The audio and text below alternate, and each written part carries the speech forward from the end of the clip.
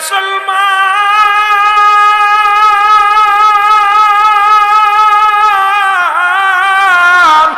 ইমাম মেহেদী প্রকাশের আগে গো কাশ্মীর মুসলমানদের দখলে চলে আসবে। আজকে পৃথিবীর মধ্যে মুসলমান মার খায়, মুসলমান নির্যাতিত হয়, মুসলমানদের উপরে আক্রমণ চালায়। ইমাম মেহেদী আলাইহিস সালাম দুনিয়ায় আসার আগে কাশ্মীর মুসলমানদের দখলে চলে আসবে। মুসলমান বীরের জাত হয়ে যাবে রে মুসলমান, শুনে নাও। ও মুসলমান দিলের কান্ডা লাগা শোনো, মক্কা মদিনার জমিনে পাপা কাজ লিপ্ত হয়ে যাবে। মক্কা মদিনার বুকে শুধু জিনা ব্যভিচার শুরু হবে গো। আজকে মাজান যারা মক্কা মদিনায় আছেন ভালো করে লেখে নেন, আপনাদের আত্মীয় স্বজন যারা মক্কা মদিনায় আছে ভালো করে জেনে নেন। এর মদিনা কাবা শরীফের উত্তর গেটে সিনেমার হলের ভিত্তি স্থাপন হয়েছে গো। যেখানে বাংলাদেশের সিনেমা বন্ধ হয়, সৌদি আরবের সিনেমার ভিত্তি স্থাপন হয়। তার মানে আর বুঝতে বাকি নাই, ওই সৌদিরে ধরেছে বুতুম ফেসায়। জোরে জোরে চিল্লায় বলেন ঠিক কিনা? এ মুসলমান শুনে নাও, একটু কাহিনীগুলো ভালো করে জেনে নাও। আজকে মদিনার ইসলাম নবীজি নূর আলা নূরের নবী মক্কা মদিনায় আগমন করেছেন কেমনে রে মুসলমান? নবী বলেন হায়াতি খায়রুল লাকুম। ও মুসলমান শুনে নাও, ও ফাতি, ও মুসলমান, ও বাবাজান, ও মামায়াতি খায়রুল লাকুম। নবী বলে উম্মতিরা রে, এই দুনিয়ার মধ্যে আমি নবী আগমন করেছি আমার উম্মতের কল্যাণের জন্য। আজকে নবীজি দুনিয়ার বুকে আগমন করেছিল উম্মতের কল্যাণের জন্য। আজকে সেই নবী আবার দুনিয়া থেকে বিদায় হয়ে গেছেন। মুসলমান শুনে নেন, মায়াতি খায়রুল লাকুম, নবীজির মুসলমান শুনে নাও, ওফাতি খায়রুল লাকুম, আমার নবীজি ওফাত করেছেন, দুনিয়া থেকে বিদায় হয়ে গেছেন আমার নবীজি উম্মতের জন্য। আজকে মুসলমান জাতি শুনে নাও, এমন একটা দিন আসবে মুসলমান জাতি কালেমা পড়তে পারবে না, নামাজ পড়তে পারবে না, শরীয়তের বিধান ভুলে যাবে, ইসলামের বিধান ভুলে যাবে। সেদিন আর দূরে নাই, সেদিন আর দূরে নাই। গোটা বিশ্বব্যাপী আজকে হায়নার দল হানা দিছে, মুসলমানদের ইজ্জত লণ্ঠন করতে চায়। তারা উঠে পড়ে জোরে বলেন ঠিক কিনা? এ দুনিয়ার মুসলমান শুনে নাও গো,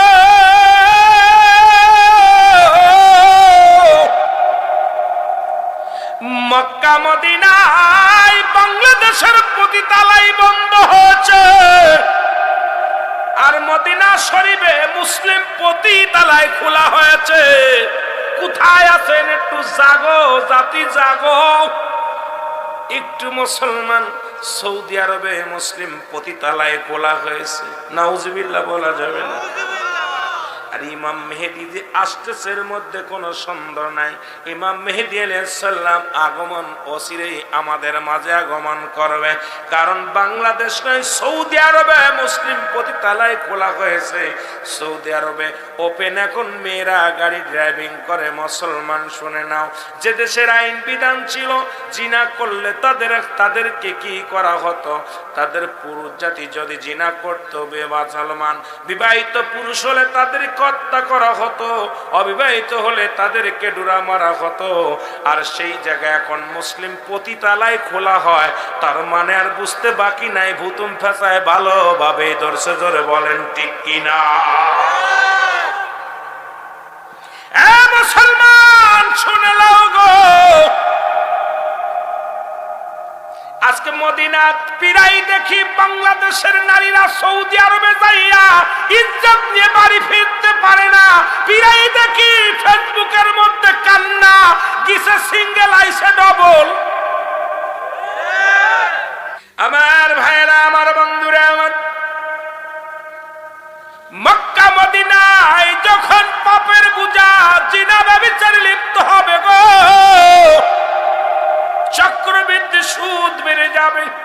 জিনা বেড়ে যাবে, ব্যভিচার বেড়ে যাবে। এ ভাই, বাংলার জমিনেও শুরু হয়ে গেছে। বাংলার জমিনে শুধু জিনা আর জিনা। যেখানে চট্টগ্রাম মেডিকেল কলেজ হাসপাতালে মরা মর্গে জিনা হয়, যেখানে ঢাকা মেডিকেল মর্গে জিনা হয়, মরা মানুষের সঙ্গে জিনা হয়। কোন দেশে আছেন রে ভাই, কোন দেশে আছেন? যেখানে 90% মুসলমান বাংলার জমিনে, সেখানেও মর্গের মধ্যে জিনা হয়, মরা মর্গে জিনা হয়, হাসপাতালে জিনা হয়। কোন দেশে আছেন বাবা? আল্লাহ আমাদেরকে হেফাজত যদি না করে, বিপদের কোনো শেষ নাই। জোরে কোন ঠিক কিনা? ইমাম মেহেদী আলাইহিস সালাম মক্কা থেকে মদিনার দিকে হিজরত করবেন। উনার বয়স যখন 40 বছর হবে, কয় বছর? যখন 40 বছর হবে, ইমাম মেহেদী আলাইহিস সালাম মক্কা থেকে মদিনার দিকে আগমন করবে। রাতের অন্ধকারে পালায় আসবে, রাতের অন্ধকারে পালায় আসবে। ইমাম মেহেদী যখন পালায় আসবে, উলামা একরামের সামনে ধরা পড়ে যাবে। উলামা একরাম দেখেই তার চিনে ফেলবে। সবাই বলবে, আপনি ইমাম মেহেদী আলাইহিস সালাম। ইমাম মেহেদী বলবে, না, আমি ইমাম মেহেদী না, আমার নাম মুহাম্মদ, আমার নাম মুহাম্মদ। বলে, তুমি যাও কোথায় বলো? কয়, না না, মক্কার জমিনে ব্যভিচার শুরু হয়ে গেছে। মুসলমান বাবা মরে গেলে সন্তান মাকে বিয়ে করে। আজকেও দেখলাম বাংলার জমিনে এমন একটা দুর্ঘটনা ঘটেছে বছর সিরাজগঞ্জে। সবচেয়ে বড় কষ্ট হলো, বাবা মারা গেছে, সন্তানের সঙ্গে মা বিবাহ পুষেছে। কারণ ওই সন্তানের নামে মায়ের সম্পত্তি লেখা ছিল, এখন ওই বাবার সম্পত্তি লেখা ছিল। মা চিন্তা করে, সন্তান যদি ঠেকাইতে না পারি বিপদে পড়ে যাব। বাবার রাতের অন্ধকারে ঘর ঘুরে, ঘরের মধ্যে ঢুকে ডাক ছেড়েছে, মানুষের সামনে ডাক ছাড়িয়া মানুষ গুছাইছে। এলাকার মাতবার চেয়ারম্যানরা যে সন্তানের সঙ্গে বিয়ে করাইছে, কয়টা ডুরা মারিয়া তারপরে মার সঙ্গে বিয়া দিয়ে দিয়েছে সন্তানরে। আরে কোথায় আছেন, কোন জগতে আছেন? আজকে অবস্থা ভয়ঙ্কর, অবস্থা বিরাজ করতেছে সমাজের মধ্যে। আমার ভাইরা, আমার বন্ধুরা, আমার ইমাম মেহেদী আলাইহিস সালাম যখন বলবে, আমি আর মক্কায় থাকতে চাই না, মদিনার দিকে যায়, মদিনায় যাব, এমন সময় সব লোকজন চিনে ফেলবে, ইমাম মেহেদীর চেহারা সুরত দেখে চিনে ফেলবে। বলবে, না, আপনি মুহাম্মদ নয়, আপনি হলেন ইমাম মেহেদী আলাইহিস সালাম। ইমাম মেহেদী আলাইহিস সালাম বলবে, না, আমি ইমাম মেহেদী আলাইহিস সালাম না। তখন ইমাম মেহেদী আলাইহিস সালামকে আল্লাহ পাক পরিচয় করায় দিবে।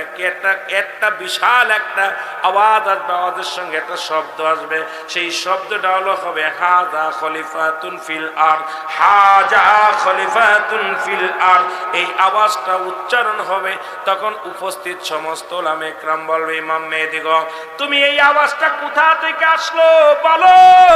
তুমি যদি ইমাম মেহেদী না হবে, এই আওয়াজটা কে শোনাইলো? তিনবার আওয়াজটা, হাযা খলিফাতুন ফিল আরদ। আল্লাহু আকবার বলেন।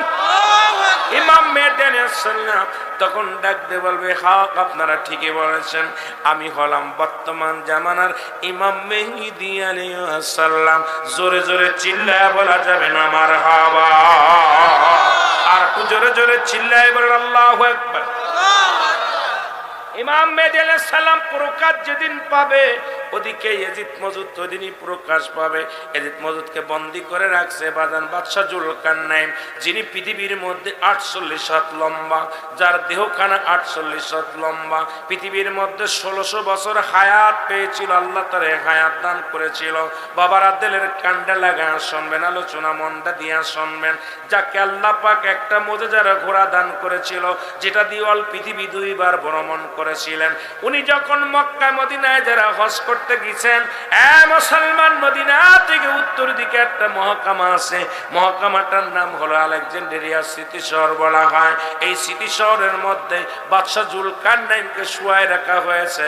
ওর মধ্যে একটা সাইনবোর্ড লেগে গেছেন, দুনিয়ার মানুষকে আমার হায়াত সীমিত, এই সীমিত হায়াতের মধ্যে আমি মৌলার গোলামি করতে পারলাম না, তোমরা কিন্তু আমার মৌলার গোলামি ছাইরো না। এই বাদশা জুলকারনাইন লোহা তামা 10টা গলাইয়া, লোহা তামা 10টা গলাইয়া বিশাল একটা প্রাচীর করে রাখছে। আজকের এই মাহফিলখানা যেমনি ঘিরে রাখছে, এইরকম ও মুসলমান, এজিদ মজুদকে ঘিরে রাখছে সারা জীবন। এজিদ মজুদ আসিয়া বাদান জিব্বা দিয়ে চাটা মারে প্রাচীরের মধ্যে, ছিদ্রা করতে পারে না। যেদিন ইমাম মেহেদী আলাইহিস সালাম প্রকাশ পেয়ে যাবে, সেদিন ওই এজিদ মজুদের জবান দিয়ে বাইর হয়ে যাবে আলহামদুলিল্লাহ। আলহামদুলিল্লাহ যখন বলবে, সঙ্গে সঙ্গে ছিদ্রা হয়ে যাবে। ছিদ্রা হয়ে গেলে দুনিয়ার আলো বাতাস তারা দেখতে পারবে। দেখার সঙ্গে সঙ্গে প্রাচীরের মধ্যে জোরে ধাক্কা মারবে।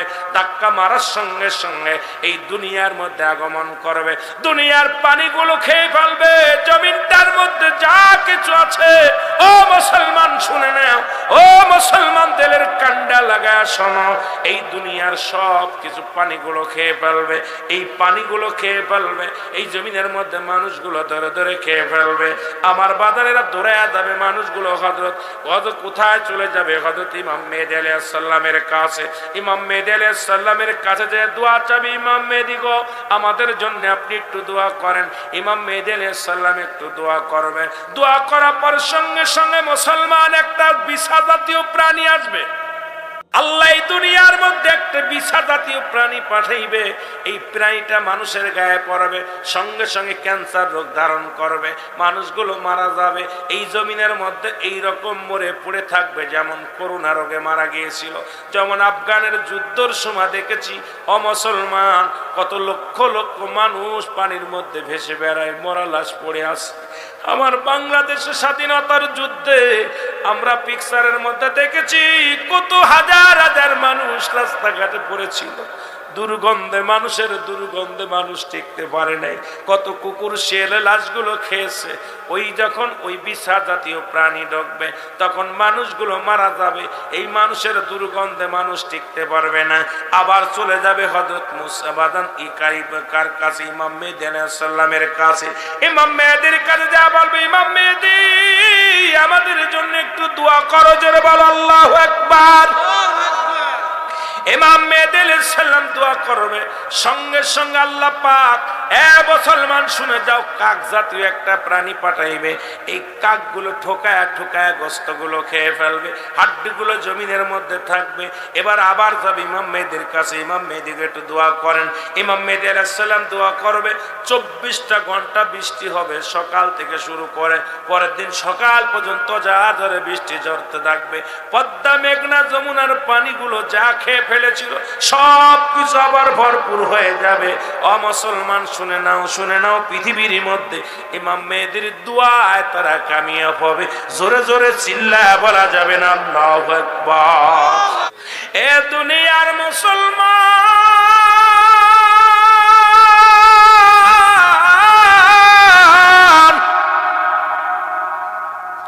এই পৃথিবীর মধ্যে ইমাম মেহেদী আলাইহিস সালাম গো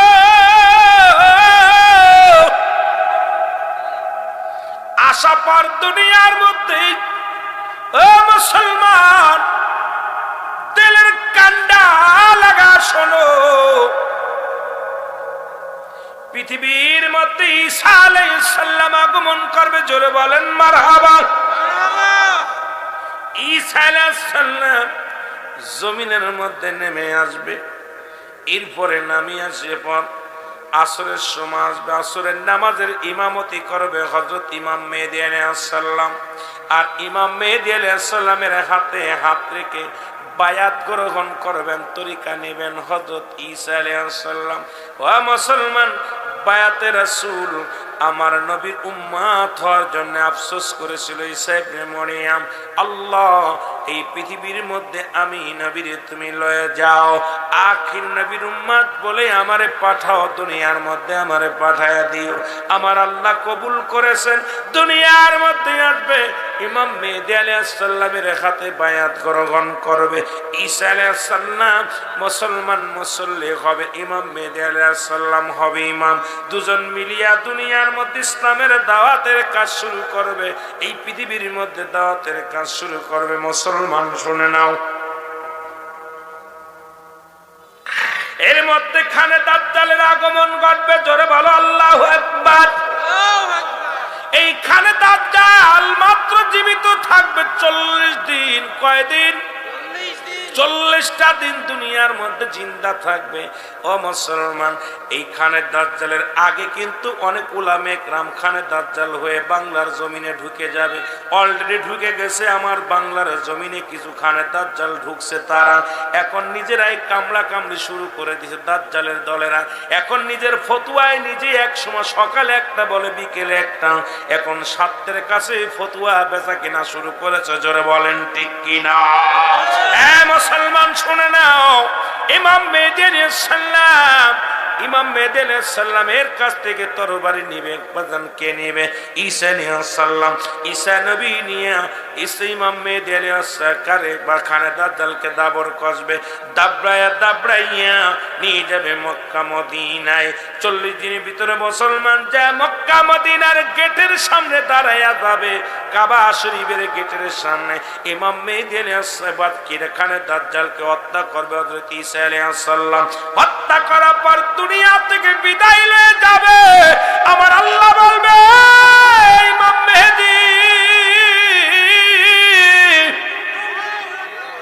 আমি আমার ঈসা নবীর মিশন শেষ করে দিলাম। আজরাইল যাও যাও ঈসা আলাইহিস সালামের রূহটা নিয়ে আসো। ঈসা আলাইহিস সালাম দুনিয়া থেকে বিদায় হয়ে যাবে। মুসলমান, ঈসা নবীর কবরটা কোথায় হবে এটাও নবীজি বলে গেছেন। নবীজি যারা মক্কা মদিনায় গেছেন, আমার নবীজির পায়ের করে একটা কবরের জায়গা আছে। আল্লাহর নবী বলে গেছেন এখানে হযরত ঈসা আলাইহিস সালামের মাজার হবে। কোথায় হবে? নবীজির ডান পায়ের করে একটা জায়গা আছে, একটা কবরের জায়গা আছে, আজও পর্যন্ত আছে। হযরত ঈসা আলাইহিস সালামের কবরটা কোথায় হবে এটাও নবীজি বলে গেছে। তাহলে বর্তমান জামানায় আমার নবীজির কথা যারা মানি না, এই বোকার দলেরা এখনো ইসলাম ভালো করে বোঝে নাই। জোরে বলেন ঠিক কিনা? আর একটু জোরে জোরে চিল্লায়া বলা যাবে না আল্লাহু আকবার। এ মুসলমান, ঈসা আলাইহিস সালাম ইন্তেকালের পর ইমাম মেহেদী আলাইহিস সালাম বড় একাকার হয়ে যাবে। আল্লাহ, ইমাম মেহেদী আলাইহিস সালাম বড় একাকার হয়ে যাবে। আমার আল্লাহ বলবে ইমাম মেহেদীর টেনশন নাই। এবার পৃথিবীর মধ্যে কি হবে? একটা ধোঁয়া বাইর হবে, একটা ধোঁয়া বাইর হবে, যে ধোঁয়াটা মানুষের নাকে লাগবে। এই ধোঁয়াটা লাগা পর নাক দিয়ে ঢুকবে, চোখ দিয়ে ঢুকবে। ইমানদারের নাক দিয়ে ঠান্ডা পানি বাইর হবে, নাক দিয়ে মুখ দিয়ে ঠান্ডা পানি বাইর হবে, ঠান্ডা জল লাগবে। আর বেঈমানদের 8টা ছিদ্রা দিয়ে ধোঁয়া বাইর হবে। বেঈমানগুলো দুনিয়া থেকে বিদায় হয়ে যাবে, ইমানদার জগতের মধ্যে বসবাস শুরু করবে। পৃথিবীর মধ্যে সোনা রূপা, পৃথিবীর মধ্যে যত খনি আছে সব উত্তোলন হয়ে যাবে। মানুষের ভিতরে কোনো অবমাননা থাকবে না। মানুষগুলো সুখে শান্তিতে জীবন যাপন করবে, আল্লাহর জিকিরে মাশগুল হয়ে যাবে। জোরে জোরে চিল্লায়া বলা যাবে না মারহাবা। আল্লাহ বলবে আজরাইল, এখন তুমি মৃত্যুর জন্য প্রস্তুতি হও। আজরাইল বলবে আল্লাহ কি শুনাইলেন? আমার জানটা দেওয়া লাগবে। বলে হ্যাঁ, তোমার রূহটাও দেয়া লাগবে। আজরাইল আলাইহিস সালাম কান্নায় বিতু হইয়া কান্না শুরু করে দিবে, থর করে কাঁপবে। আমার আল্লাহ বলবে আজরাইল, জীবনে তো কত রূপ কবাস করলা, ছোট বড় নারী পুরুষ সবার জানটা বাইর করলা। জীবনে তো তোমাকে কাঁপতে দেখি নাই, জীবনে তো কোনোদিন দাঁড়াইতে দেখি নাই, মাথা নত করে দাঁড়াইতে দেখি নাই। আমি আল্লাহর হুকুম নিয়ে যাইয়া জলদি করে তার রূহ টানছো, আজকে কেন দেরি করো? রূহটা বাইর করে দাও। আজরাইল তার নিজের গালের মধ্যে মুখের মধ্যে মুখ হাতটা ঢুকায়া দিবে, রূহটারে ধরবে। চিৎকার মেরে আজরাইল বলবে আমার আল্লাহ, এই জানটা কবজের এত যন্ত্রণা।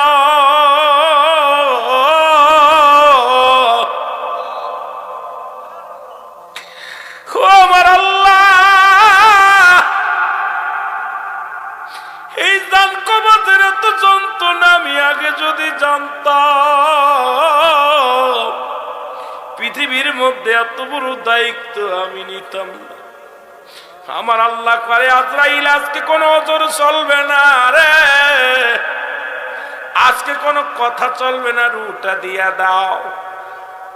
এর রূহটা টানতে বাইর করবে। ও মুসলমান, আর ওই মৃত্যুর যন্ত্রণার কথা বলতে গেলেই মনে পড়ে যায় আল্লামা মুফতি আমজাদ আলী সাহেব একটা কিতাব লেখলেন, কিতাবের নাম বারে শরিয়া।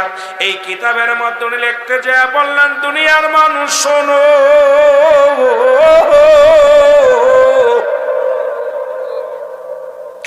একটা সাধারণ মৃত্যু হয় 70টা তাজা উটের গায়ের চামড়া জবাই না করিয়া উল্টো দিকে টান দিয়ে লবণ আর মরিচ লাগা দিলে যতটুকু যন্ত্রণা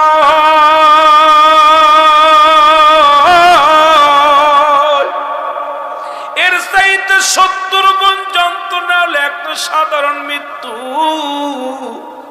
এখন আমরা যারা মরণকালে পায়খানা করে দিই, যারা মরণের কালে জিহ্বা বাইর হয়ে যায়, যাদের মরণের সময় চোখ দুটি বড় বড় হয়ে যায়, যারা মরণের সময় একটা অঙ্গ বেঁকা হয়ে যায়, যাদের ওই মরণের সময় জিহ্বা বাইর হয়ে যায়, তাদের মরণটা কত কঠিন হয় রে।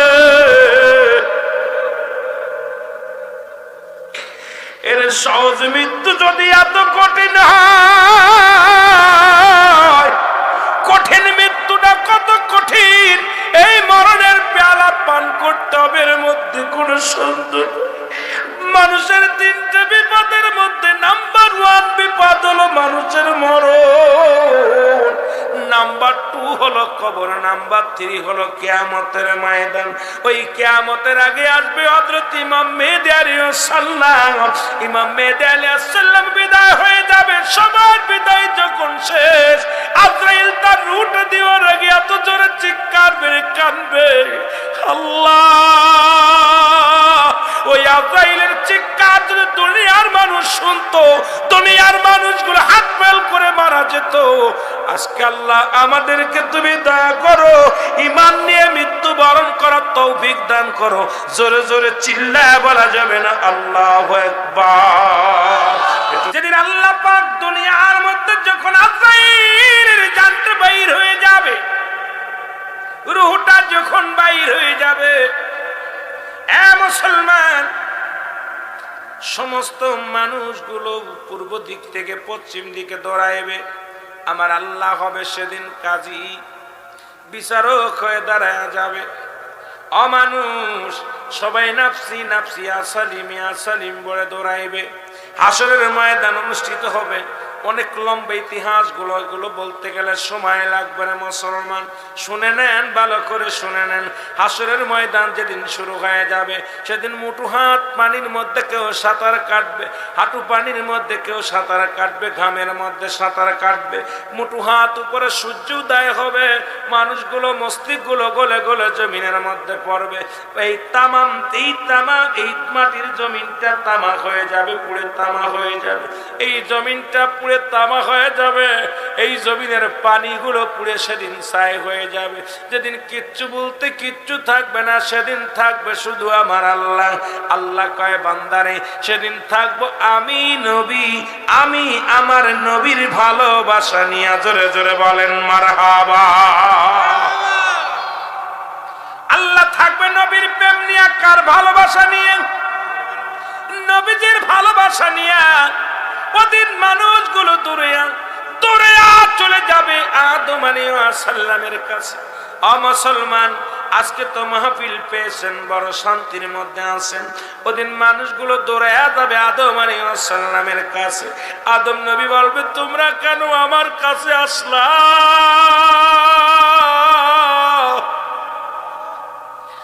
তোমরা আমার কাছে কেঁদে লাভ নাই রে। আমি আদম পেরেশানিত আছি, আমার আল্লাহর কাছে আমি কি জবাব দিব? আমি আদম একটা না ভুল করেছিলাম, যার কারণে আমার আল্লাহ 350 বছর আমারে কাঁদাইল, আমারে দিয়া কানে ধরিয়া সারা পৃথিবী ঘুরাইল। এরপরে যে নবীর খাতিরে আমি ক্ষমা পাইলাম, আমি আদম পেরেশানিত আছি, চলে যাও হযরত ইব্রাহিম। ঈসা বলবে, আমি পেরেশানিত আছি, চলে যাই ইব্রাহিম নবীর কাছে। ইব্রাহিম নবী কয়, আমি পেরেশানিত আছি, চলে যাও কোথায়? মুসা নবীর কাছে। মুসা নবী ডাকতে বলবে, আমি পেরেশানিত আছি, যাও উম্মতের কান্ডারি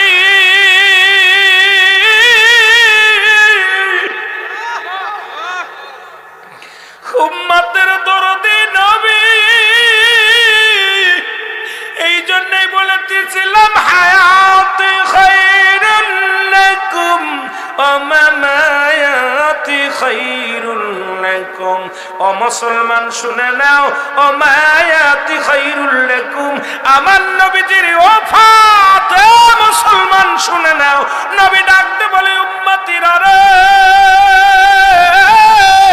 আমি নবী দুনিয়ার মধ্যে আগমন করেছি আমার উম্মতের কল্যাণের জন্য, আবার আমি দুনিয়া থেকে বিদায় নিয়ে গেলাম এটাও আমি নবী উম্মতের কল্যাণের জন্য। পৃথিবীর মধ্যে যদি কোন উম্মত ভালো কর্ম করে আমি আল্লাহর দরবারে প্রশংসা করি আমার উম্মতের হইয়া, আবার কোন উম্মত যদি পৃথিবীর মধ্যে কোন গুনাহের কাজ করে আমি নবী আল্লাহর দরবারে ইস্তেগফার করি আমার উম্মতের হইয়া। এ মুসলমান ওদের উম্মতির দলইয়া নবীজি কাঁদায় উম্মতিরা। হাসরের ময়দানে নবী তিনটা সিজদা দিবে। কয়টা সিজদা? তিনটা সিজদা মারবে।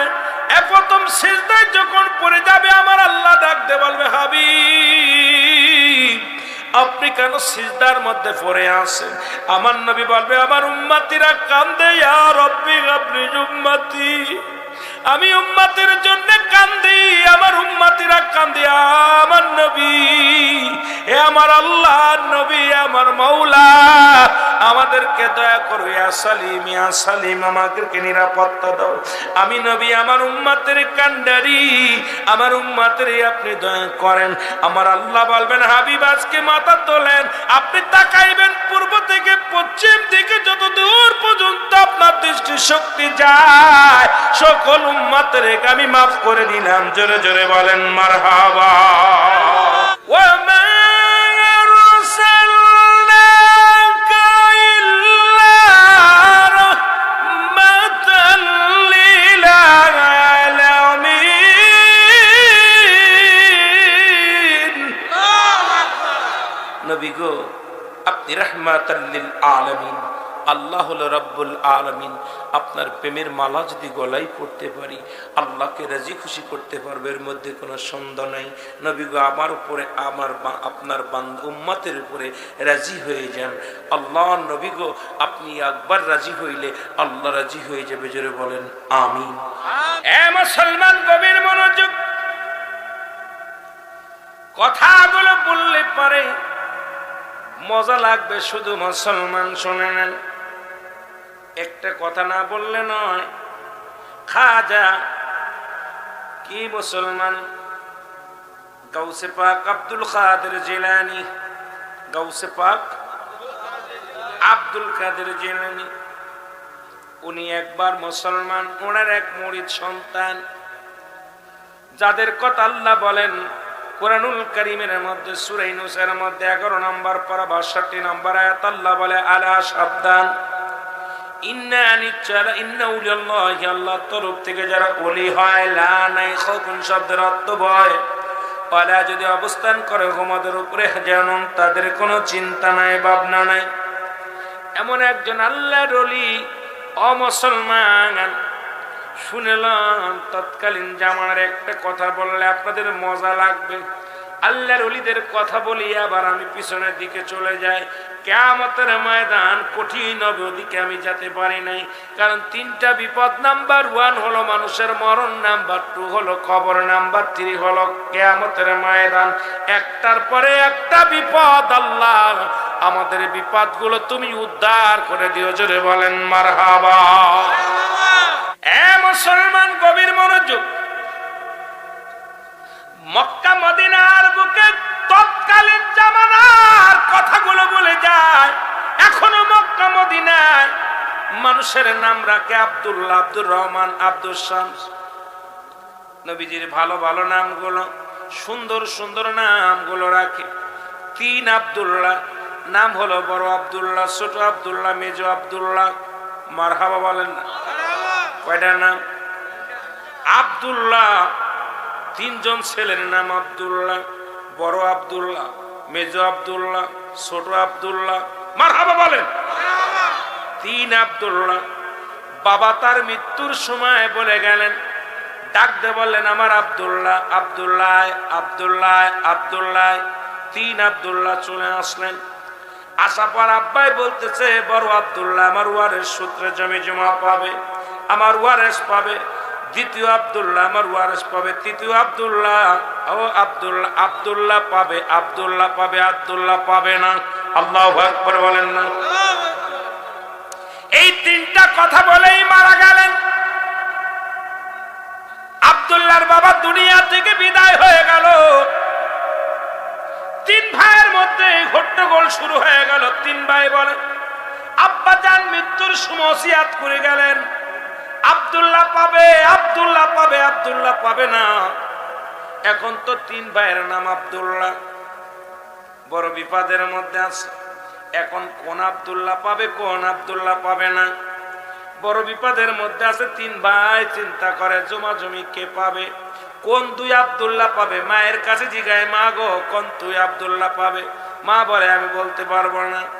চাচারে বলে আব্দুল্লাহ, কোন 3 আব্দুল্লাহ পাবে, বলে বলতে পারি না। 3 আব্দুল্লাহর ভিতরে বড় বিপদের মধ্যে পড়ে গেলেন।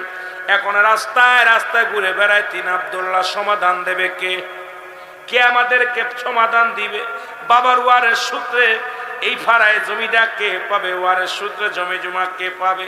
3 আব্দুল্লাহর 2 জন পাবে, 1 জন পাবে না। আব্বাজান তো যাবার সময় বলে যেতে পারে নাই, শুধু আব্দুল্লাহ পাবে, আব্দুল্লাহ পাবে, আব্দুল্লাহ পাবে না। আল্লাহু আকবার। কোন তারা আছে রে মুসলমান, শুনে নাও। হঠাৎ করে একটা উটনি, ওই দেশের একজন উটের মালিকের উটনি হারায় গেছে। খুঁজতে খুঁজতে যায়, 3 আব্দুল্লাহ তারা আছে। ডাকতে বলে, ভাইয়েরা দাঁড়াও, তোমরা কি এই রাস্তা দিয়ে একটা উট যাইতে দেখছো, উটনি যাইতে দেখছো? বলে হ্যাঁ দেখেছি। উট দেখেছি। বলে উটটা দেখেছো কেমনে করে?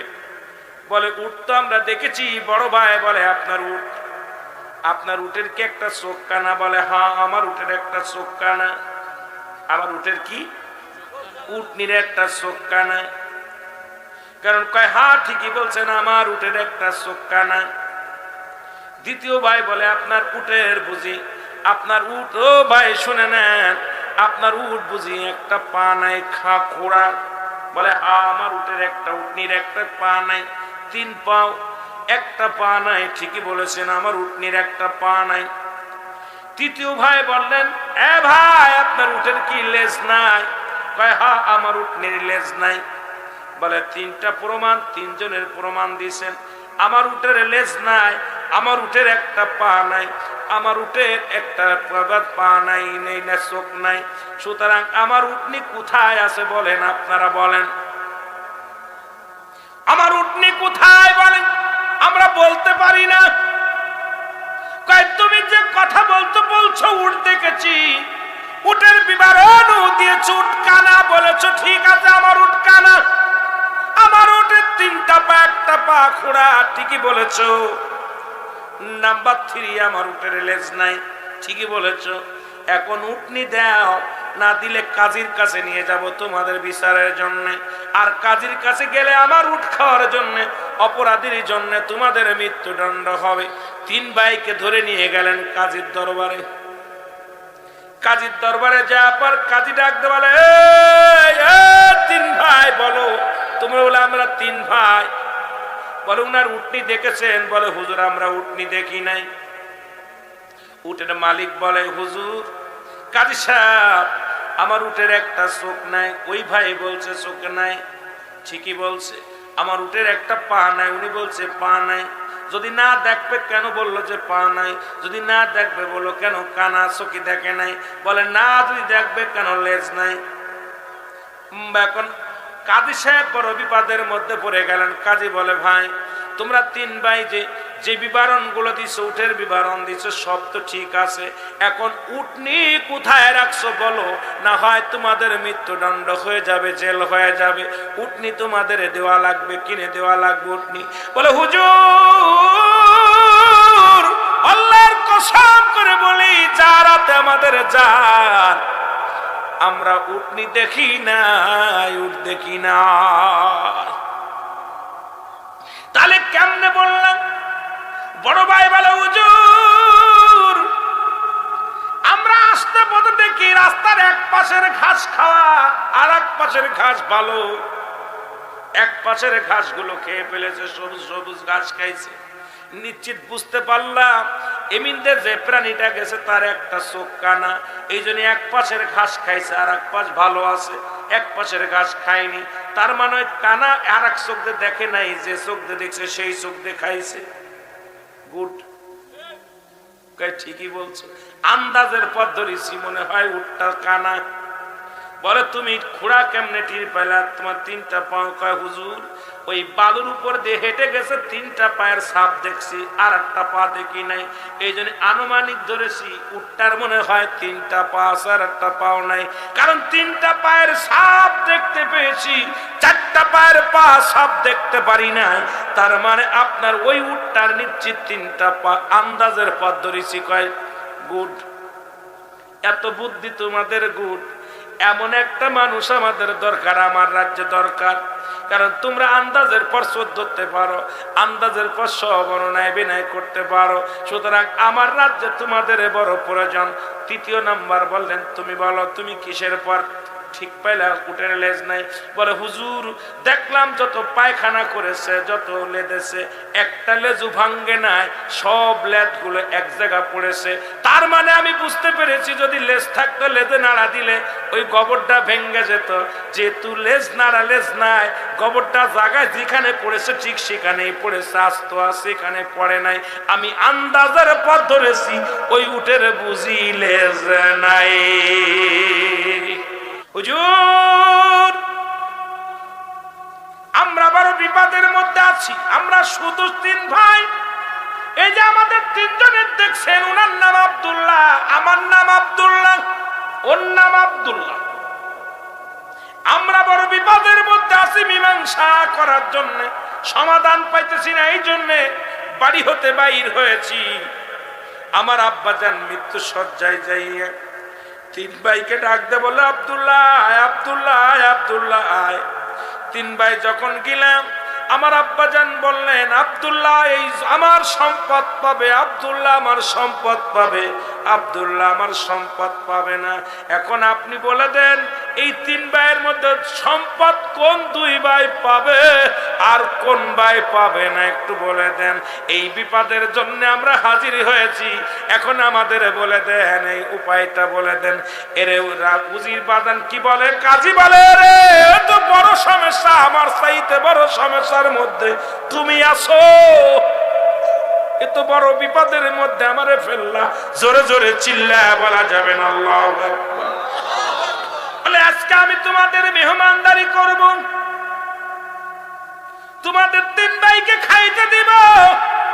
খাবারের জন্য ভিতর বাড়ি হুকুম দিলেন, ভিতর বাড়ি থেকে গোস্ত পাকাই নিয়ে আলেন, রুটি বানাই নিয়ে আসলেন, হুকুম দিলেন। দিয়া পর খাবার গুলো এনে যখন সামনে হাজির করলেন, বড় ভাই বলে ছোট ভাই দেনে, ভাই আব্দুল্লাহ রে এই গোস্ত খাওয়া যাবে না, এটা মানুষ, এটা কোন প্রাণীর গোস্ত শুনে নাও, এটা উটের গোস্ত না, দুম্বার গোস্ত না, গরুর গোস্ত না, এটা হলো কুকুরের গোস্ত। আল্লাহু আকবার বলেন। বড় ভাই বলে এটা কুকুরের গোস্ত। মেজর আব্দুল্লাহ আর এক আব্দুল্লাহ কয় ভাই রে এই রুটি বানাইছে যিনি গর্ভবতী মহিলা, এই রুটিগুলো শেখছে, সুতরাং যিনি গর্ভবতী মহিলা, 9 মাসের গর্ভবতী মহিলা এই রুটিগুলো বানাইছে। দুই ভাই, প্রথম ভাই বলেন এটা কুকুরের গোস্ত, দ্বিতীয় ভাই বলেন এটা গর্ভবতী রুটি বানাইছে, তৃতীয় ভাই বললেন আমাদের যে খাবার দিচ্ছে সে যার সন্তান, সে হারামজাদা। জোরে জোরে চিল্লায় বলেন মারহাবা। কোন কাজী আইসা দেখে না খেয়ে বসে আছে, খাওনি কেন? বলছে খাবো কেমনি, এটা হালাল না, এটা হলো কুকুরের গোস্ত। কি বলো কুকুরের গোস্ত? হ্যাঁ এটা কুকুরের গোস্ত। বলে সত্যি? হ্যাঁ, যদি কুকুরের গোস্ত না হয় তোমাদের গর্দান যাবে। দ্বিতীয় আব্দুল্লাহ কয় রুটি গুলো শেখছে একজন গর্ভবতী মহিলা, 9 মাসের গর্ভবতী মহিলা রুটিগুলো সেকছে, বলে তুমি যেটা বলছি এটা যদি সত্য না হয় তোমার গর্দান যাবে। ছোট আব্দুল্লাহ ডাক দে বলে, কাজী সাহেব শোনো, আমাদের এই যে খাবারের আয়োজন করেছে সে একজন যার সন্তান, সে অবৈধ সন্তান। জোরে জোরে চিল্লায়া বলা যাবে না আল্লাহু আকবার। বলে দাঁড়াও, আমি বাড়ি থেকে প্রমাণ করে নিয়ে আসি। যদি ভিতর থেকে প্রমাণ যদি সত্য হয় তাহলে তোমাদেরকে আমি একটা ফয়সালা করে দিব, আর যদি মিথ্যা হয় তোমাদের গর্দান যাবে। বলে ঠিক আছে। ভিতরে গেলেন, যিনি পাক করছেন তারে জিজ্ঞাসা হলো, তুমি ওই মেহমানদের জন্য কি গোস্ত পাকাইছো? বলে হুজুর, আমরা ঘরের মধ্যে দেখি কোনো গোস্ত নাই, আমাদের পশু পালি, আমাদের যে ঘরের মধ্যে যে কুকুরটা ছিল ওই কুকুরটা জব করে গোস্ত পাকায়া দিছি। হুজুর আপনি গোস্ত দিতে বলেছেন, যদি গোস্ত না দিই গর্দান যাবে, এই ভয়ে যদি বলি নাই তারপর আমরা বিপদে পড়ে যাব, এই জন্য আমরা কুকুরটা জব করে আপনার মেহমানদারি করেছি, রান্না করে দিছি। রুটিটা চলে গেলেন রুটিওয়ালার কাছে, রুটি বানাইছে কে? যা দেখে ঠিকই গর্ভবতী মহিলা। গর্ভবতী মহিলা মুসলমান, শোনে না, উনি 9 মাসের গর্ভবতী। ওই মহিলাটা এবার চলে গেলেন মায়ের কাছে, মা গো সত্যি করে বলো গো মা, আমি কি তোমার বৈধ সন্তান নাকি অবৈধ সন্তান? মা বলেন, কাজী রে, ও কাজী শোন, তুই আমার অবৈধ সন্তান, তবু আমি তোরে ভালোবাসি রে বাবা, আমার গর্বে ছিলি তুই। তোর বাপ উনি না, যিনি তোর, যাকে তুমি বাবা বলিস, বাবা ও তোর জন্মদাতা পিতা না, তোর জন্মদাতা পিতার একজন। সুতরাং আমি অপকর্ম করেছিলাম আমার বাড়ির রাখালের লগে, আমার বাড়ি যিনি কর্মচারী ছিল তার সঙ্গে আমি অপকর্ম করেছিলাম। সুতরাং আজকে যে তুই যে যার সন্তান, এ বাবা আমি সত্য কথা বলতেছি। কয় মা গো তুমি সত্য করে বলো। বাবা সত্য করে বললাম, তুমি যার সন্তান, তুই অবৈধ সন্তান। জোরে জোরে চিল্লায়া বলা যাবে না মারহাবা। তিন আব্দুল্লাহ প্রস্তুতি করে, আব্দুল্লাহ রে তুমি এটা যে কুকুরের গোশত টের পালে কেমনে? বলে আমরা একজন হালাল বান্দা, আমরা একজন ইমানদার বান্দা, আমাদেরকে তুমি হারাম জিনিস খাওয়াইবা, এটা আমরা যখন সামনে আসছে আল্লাহর তরফ থেকে আমাদের মন উদয় করে বলেছি এটা হারাম, এটা কুকুরের গোশত। এই জন্য আমি আন্দাজের পর বলেছি, অনুভব করে বলেছি, কারণ আমি অনুভব করে বলেছি এটা কুকুরের গোশত, কোনো মানুষের গোশত না। সত্যি এটা কুকুরের গোশত। ঠিক আছে নি? কয় হ্যাঁ ঠিক। দ্বিতীয় আব্দুল্লাহ বলে, কিটা বলছে? এই রুটিটা মহিলা বানাইছে, গর্ভবতী মহিলা। বলে আমি বলছি। বলে কেন? আমি টের পাইলাম। কয় টের পাইলাম এই রুটিটা এক পাশে সেকা হয়েছে আর এক পাশে সেকা হয় নাই।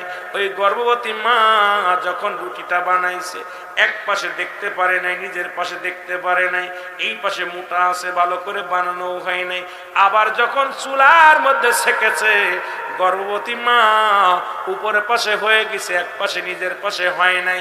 এটা আমি বুঝতে পেরেছি দেখেই যে এটা কোনো গর্ভবতী মহিলা, কারণ বসে পড়ে রুটিগুলো সেকতে যায় ঠিক মতো সেকতে পারে নাই, বানাইতে পারে নাই। এটা কোনো গর্ভবতী মা বানাইছে। বলে ঠিক আছে। এরে আমার যে যারো সন্তান বলছো, কে বলেছো? ছোট আব্দুল্লাহ বলে আমি বলেছি। জোরে জোরে বলেন আল্লাহু আকবার। আর একটু জোরে বলেন আল্লাহু আকবার। কয় তোমাদের তিনজনের প্রশ্নই ঠিক, তোমরা তিনজন যা বলেছো সবই ঠিক। সুতরাং যে বলেছো এইটা কুকুরের গোশত সে পাবে তোমার আব্বার সম্পদ। যে বলেছো পৃথিবীর মধ্যে এই রুটিটা মহিলা, গর্ভবতী মহিলা বানাইছে সে পাবে তোমার বাবার সম্পদ। আর আমাকে যে বলেছো যার সন্তান সে সম্পদ পাবে না, সেও তার বাবার অবৈধ সন্তান। সুতরাং অবৈধ সন্তানের সন্তানকেই চিনেছে, তোমার মার কাছে জিগাও। এরপরে এই তোমার বাবার রেখে যাওয়া সম্পত্তিগুলো তোমরা দুই ভাই পাবা, আব্দুল্লাহ আব্দুল্লাহ পাবে, আর এই আব্দুল্লাহ পাবে না। জোরে বলেন আল্লাহু আকবার। তিন আব্দুল্লাহ ছুটে গেলেন মায়ের কাছে, যাই বললেন মা, ও মা বলো বাবার সম্পত্তি কে কে পাবে? মা গো আব্বা তো যাবার সময় বলে গেছে আব্দুল্লাহ পাবে, আব্দুল্লাহ পাবে, আব্দুল্লাহ পাবে না। বলে বাবা রে, ছোট আব্দুল্লাহ বলে মা গো তুমি বলো আমি তোমার গর্ভের সন্তান কিনে। ছোট আব্দুল্লাহ যখন বললেন, মা বলে বাবা রে সত্যি করে কি বলবো, তোরে আমি আমার সন্তানের মতো ভালোবাসি, তোরে আমি অত্যন্ত মায়া করি। তবে বাবা শোন, ওই তোরে বাবারে বাবা শোন, তোর আব্বা যখন মসজিদে নামাজ পড়তে গিয়েছিল তোকে ওই মসজিদের মেম্বার মসজিদের পাশে দেখেছিল, পড়া অবস্থায় পড়ে আসি, ছোট্ট মানুষ পড়ে আসি, তোর বাবা তোরে কুড়ায় নিয়ে আসে, এসে লালন পালন করেছি বাবা। আসলে তোর জন্মদাতা মাকে আমি জানি না, তোর জন্মদাতা পিতাকে আমি জানি না। আমি তোর মায়ের আদর দিয়া, আমার স্বামী তোর বাবার আদর দিয়া আমার সন্তানদের মতো তোরে লালন পালন করেছি। আসলে বাবা তুই আমার গৌরব, আমার গর্বের সন্তান না, তোকে আমি লালন পালন করেছি, আমি তোর পথের মধ্যে পেয়েছিলাম। মুসলমান শুনে নাও, তবে দুনিয়ার মধ্যে যতদিন বেঁচে থাকবি ততদিন পর্যন্ত এই দুনিয়ার মধ্যে খাবার পরার দায়িত্ব আমি নিলাম, কিন্তু তোমার বাবার উরদ জাতীয় সন্তানরা পাবে সম্পদের মালিক, কিন্তু এর মালিকানা তুমি হতে পারবা না।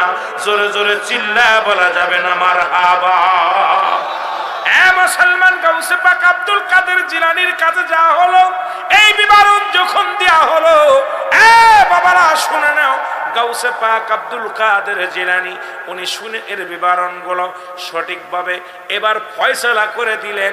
ও মুসলমান শুনে নাও, আল্লাহর তরফ থেকে ইলহাম আসলেন, আল্লাহ পাক ইলহাম দিয়ে দিলেন। নবীদের কাছে আসে ওহী, ওলিদের কাছে আসে ইলহাম, আল্লাহর ওলির কাছে ইলহাম আসলেন। আল্লাহ বলেন কোরআনুল কারীমের মধ্যে সূরা ইউনূসের মধ্যে 11 নম্বর পারার মধ্যে 62 নম্বর আয়াত, আল্লাহ বলে আলা সাবধান, ইন্না নিশ্চয়, আলা ইন্না উলিয়াল্লাহি, আল্লাহর তরফ থেকে যারা ওলি হয়, লা নাই কোন শব্দের অর্থ ভয়, ওয়ালা যদি অবস্থান করে হুমদের উপরে জানুন, তাদের কোনো চিন্তা নাই, ভাবনা নাই। মেরকাতের 10ম খণ্ড 722 নম্বর পৃষ্ঠা, তাফসীরুল বায়ান 5ম খণ্ড 524 নম্বর পৃষ্ঠা, রাসূল আকরাম সাল্লাল্লাহু আলাইহি ওয়াসাল্লাম বয়ান করে আলা সাবধান, ইন্না নিশ্চয়, আলা ইন্না উলিয়াল্লাহি, আল্লাহর তরফ থেকে যারা ওলি হয়, লা ইয়ামুত, তাদের মৃত্যু নাই। আল্লাহর ওলি গাউসে পাক আব্দুল কাদের জিলানী সমাধান দিয়ে দিলেন। এই সমাধানই সত্য, সঠিক সমাধান দিয়ে দিয়েছে। জোরে জোরে চিল্লায়া বলা যাবে না মারহাবা।